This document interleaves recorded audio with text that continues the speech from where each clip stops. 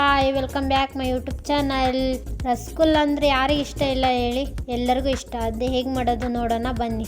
1/4 litre ಹಾಲು ತೊಗೊಂಡಿದ್ದೀನಿ. ಅದು ಈಗ ಹಾಲು ಕುದೀತಿರುವಾಗ ಈಗ ನಿಂಬೆಹಣ್ಣು ಹಿಂಡ್ಕೋಬೇಕು. ಒಂದು ಸ್ವಲ್ಪ ತುಂಬನೇ ಸುಲಭವಾಗಿ ಮಾಡ್ಕೋಬೋದು ನೋಡಿ. ನಿಂಬೆಹಣ್ಣು ಹಿಂಡಿದ ತಕ್ಷಣ ಹಾಲು ಹೇಗೆ ಎಲ್ಲ ಒಡೆದೋಯ್ತು.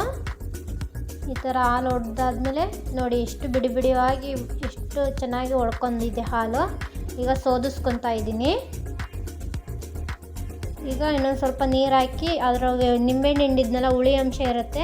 ಇನ್ನೊಂದು ಸ್ವಲ್ಪ ನೀರು ಹಾಕಿ ಚೆನ್ನಾಗಿ ವಾಶ್ ಮಾಡ್ಕೋಬೇಕು. ಇದನ್ನು ವಾಶ್ ಆದ ನಂತರ ನೋಡಿ ಇಷ್ಟು ಸಿಕ್ಕಿದೆ 1/4 ಲೀಟ್ರ್ ಹಾಲಿಗೆ.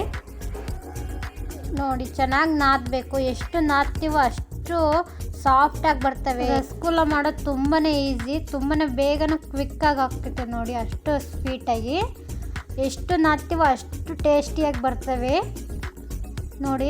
ಇದನ್ನು ಸೇಮ್ ಬೆಣ್ಣೆ ಮುಟ್ಟಿದಂಗೆ ಆಗುತ್ತೆ, ಅಷ್ಟು ಸಾಫ್ಟಾಗಿ ನಾದಬೇಕು. ಇಷ್ಟ ಆಗಿದೆ. ಈಗ ಸ್ವಲ್ಪನೇ ತೊಗೊಂಡು ಉಂಡೆ ಕಟ್ಕೋಬೇಕು ರೌಂಡ್ ಶೇಪಲ್ಲಿ.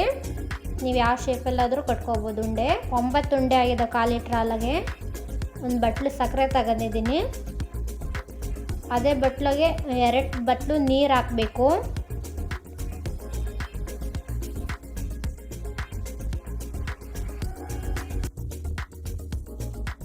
ಈಗ ಇದನ್ನ ಬಿಸಿಯಾಗಕ್ಕೆ ಇಡಬೇಕು. ಚೆನ್ನಾಗೆ ಕುದಿಬೇಕೀಗ. ಕುದ ನಂತರ ಈಗ ಏಲಕ್ಕಿ ಪುಡಿ ಹಾಕ್ತಾ ಇದ್ದೀನಿ ನಾನು.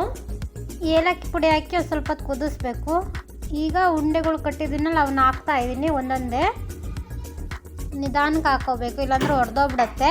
ಎಲ್ಲ ಹಾಕ್ಬಿಟ್ಟು ಒಂದು ಅರ್ಧ ಗಂಟೆ ಕುದಿಸ್ಕೋಬೇಕು ಸಣ್ಣೂರೆಲೆಯ.